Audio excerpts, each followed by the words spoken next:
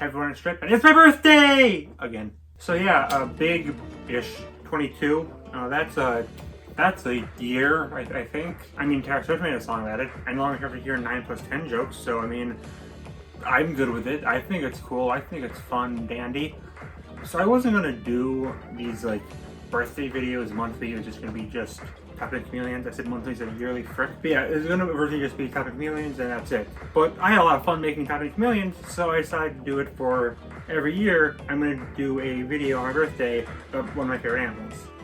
And the second I thought of it, I kind of realized I had to do this one. I've always liked squids and octopi, but never really considered them one of my favorite animals. That is until I made this my branding. Now I can't escape them. But hey, cephalopods have a great track record in fiction, much better than chameleons. They've gotten some iconic characters, beloved side characters, even an entire porn genre dedicated to them. That's no small feat. So in celebration of, well, myself, I want to look at my fellow tentacle kin and see which of them rise to the top of the ocean. Here's a look at my top 10 cephalopods in fiction. Expect some bias.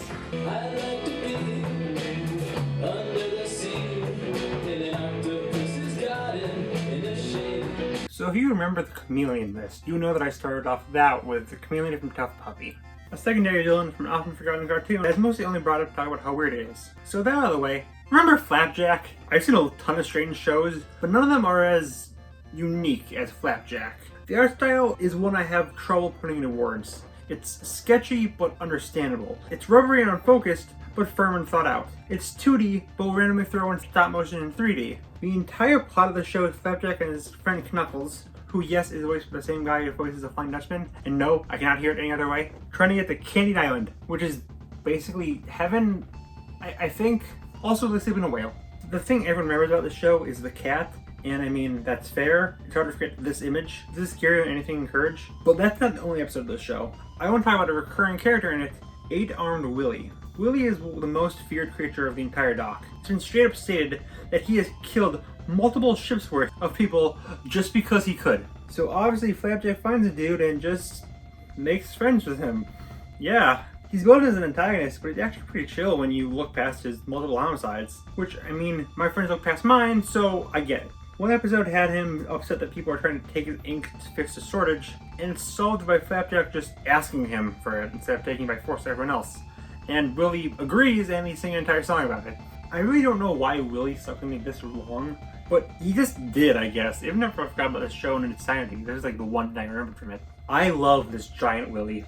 Please take it out of context. Sadly though, he doesn't actually appear that often. He has like 2 main appearances throughout the entire series. Even though he's in the intro for every single episode of the show, he doesn't even appear at all in season 3. It's kind of sad. Like, he gets his heel face turned in one episode, and then they just do nothing with it. But you might have noticed that I called Willy the secondary antagonist. That's because the main one is a character no one remembers, the Dock Hag.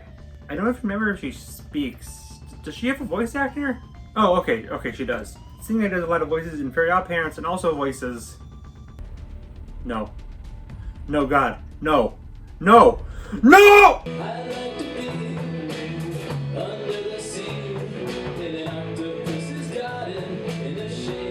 So, philosophical question. Is Cthulhu a cephalopod? Probably not, but I include Chameleon and Random in the last list, so I feel like he's eligible enough. Follow-up question. Will I include him? No! I've explained this before, but I'm just not really a Cthulhu guy. The Cthulhu parody, though, that I'm more open to. And also, I gotta continue being the only person on Earth who talks about Wander over Yonder. Major Threat is the side character in Wander, first appearing in the season 2 episode, The Good Bad Guy. He's Hater's idol and one of the most feared villains in the galaxy. Or at least, he was. After a meeting with Wander, he changed his ways and became pretty chill. He took his old plans and made them nice. The plan he destroyed the sun at became a ski resort. His death metal band became a snooze jazz band. And he renamed himself to Jeff. My name is Jeff. He only appeared in 2 episodes. He was planning to appear in more in season 3, but you know. But for some reason, Jeff stuck with me.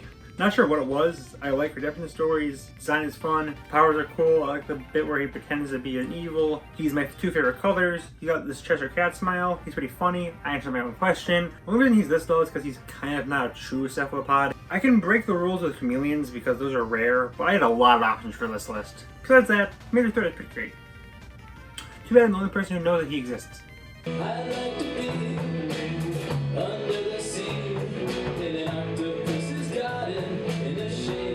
Babe, wake up, it's time for Stripe to talk about Kirby. There's a handful of cephalopods in Kirby, but the most notable one is Choo Choo. She's a recurring animal friend, and while she doesn't appear much as the main three, she's decently important enough. Not as important that she'll appear more than a cameo in most games besides Dreamland 3, but it's better than what Pitch and Nago got. Choo Choo is cute. She's a pink octopus, which reminds me of the one from Nemo, though she came first, so I don't know where I'm going with this. The most notable thing about her is that she has some strip teases with Kirby. Though as I said in a previous video, I'm more of a ribbon guy. There's not much to say about Choo Choo. She's only really here because I am a Kirby simp. That's it. Next. I'd like to be under the sea, in an octopus's garden, in the shade. So we got a secondary character from an oft-forgotten cartoon, a purple cartoon alien, a Kirby character, and now someone from Educational Kids Show. I am very original. When I was a teeny tiny baby boy, Oswald the Octopus was one of my favorite shows. It's about, well, Oswald, a very round octopus who just kind of lives in a town with his plant GF, his edgy anime penguin rival, and his hot dog dog. Truly the champion of world building. I have very fond memories of this show. It's just a chill time for 2-year-old Stripe. Oswald himself isn't much to speak of. He's your standard kind-hearted children's protagonist, but I'm not expecting the best writing from Oswald the freaking octopus. He's got a killer hat though. If you've never heard of this show, it's not a surprise. It only got one season, and I never really see anyone talk about it. It's pretty forgotten, at least here in America. This really surprised me when I was researching, but apparently Oswald was a big hit in Japan. Over there it got a merchandise, DVD release, and apparently the translation is a highly coveted, even considered lost media. The Virgin Weeaboo versus the Chad Japanese Oswald fan. I'd like to be under the sea, in an octopus's garden, in the shade. One of my biggest regrets in making these lists was not including Melee from Hunter x Hunter in the Chameleons list. I mean, it's understandable, I hadn't even seen this show when I made it, but I'm kind of regretful about it.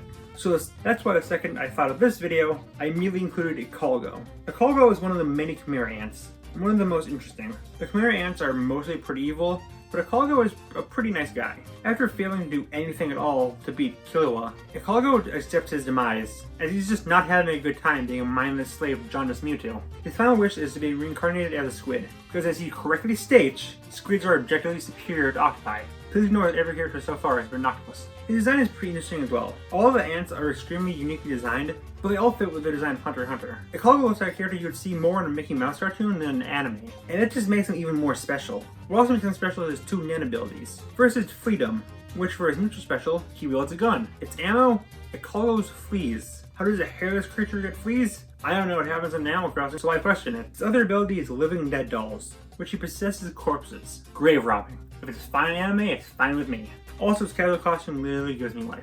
I'd like to be under the sea, in an octopus's garden, in the shade. So like most lists I make, I had a lot of options for Pokemon. There's Artillery, Malamar, Scraplock, all great picks. But here's a little fun fact for you frickers. Did you know that Nautiluses are cephalopods too? In other words, welcome back to 2014 because it's time to talk about Lord Helix, Omanyte, and Omastar. Well, personally, my least favorite of the Gen 1 fossils, Omanyte always found really cute. The tentacled blob with the giant shell and big ol' eyes. He's peak character design. In terms of competitive prowess, it sucks. Gen 1 alone has Pokemon can do everything it can do better, like Cloyster, Blastoise, and Lapras. But he doesn't need to do anything besides be the best good boy he is. He's a good boy, love baby, like, good dog animal thing, Squid, this is in the script. He may not be some sort of god, but he do be baby. Also, Olimar is just him but spiky, so he's baller too. Let the boy dance. I'd like to be under the sea, in an octopus's garden, in the shade. I feel like I'm the only person who likes Finding Dory. It's not my favorite Pixar movie, not even top 5, but I really love it, even more than the original. It's arguably got the best animation of any Pixar film. It's pretty funny, and its themes really stick with me. I also cried like 3 times. But back to the themes, it's about overcoming disabilities, which is shown with almost all the characters, not just Dory. Obviously Nemo has a broken fin, Baby's echolocation is broken, and Hank the Octopus is missing an arm. Wait a minute, that's what the video's about! Hank is a major character in the film. He's a septopus who lost an arm after a petting zoo incident, which doesn't really make sense since octopi can regenerate limbs. 0 out of 10, worst movie. He's set up as a jerk, which he kind of is, but a jerk with a heart of gold away. 3 in fact, which I'm starting to slowly realize is one of my favorite character tropes. Octopi are known in real life for both being able to change color and being extremely flexible, which surprisingly doesn't pop up in a lot of media, but Hank really takes advantage of both those. He's one of the best animated characters because of that. Best animated as in like how he moves. He's truly the king of the hill. Listen, I've been trying to think of a Hank Hill joke for like the entirety of the statement. Just give me this. It's a birthday. Just give me that one.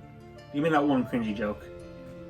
It says as if my entire life is a cringy joke. I'd like to be under the sea in an octopus's garden in the shade. Number 3 is Ursula. There's nothing I can say here that I haven't said before. I've talked about her in top 50 villain songs, in top 10 witches, in the Disney fan theory video. I'll probably talk about her again this Halloween. She probably doesn't even count as an octopus, but I mean, she's got 8 arms and her entire bottom half is hentai, so she counts to me. That's it. Go home. Or let me talk about the top 2. I'd like to be under the sea in an octopus's garden in the shade. Let's be honest. This was a fight for 3rd place. Even with a large amount of cephalopods I can choose from, the top 2 were obvious since I first thought of it. The only problem is, picking who was number 1 and who was number 2. So after much deliberation, I finally decided to give the number 2 to myself.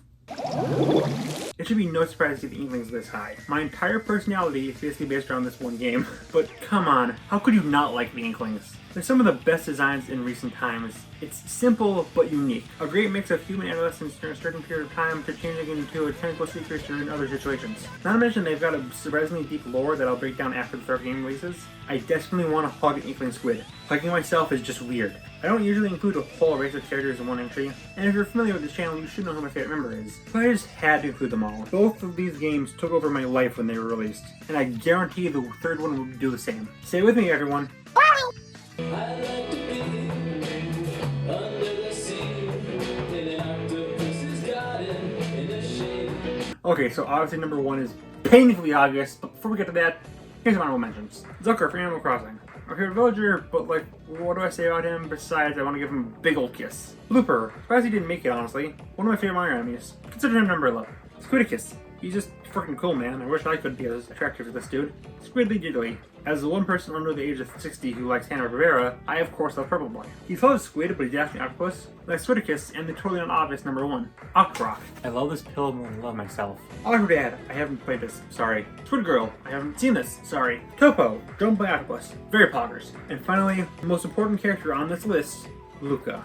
He's too base and red-pilled for this mere list to contain his Chadley power, so I must sadly include him as just honorable mention. On to the most diddliest of squids. That sounds very wrong.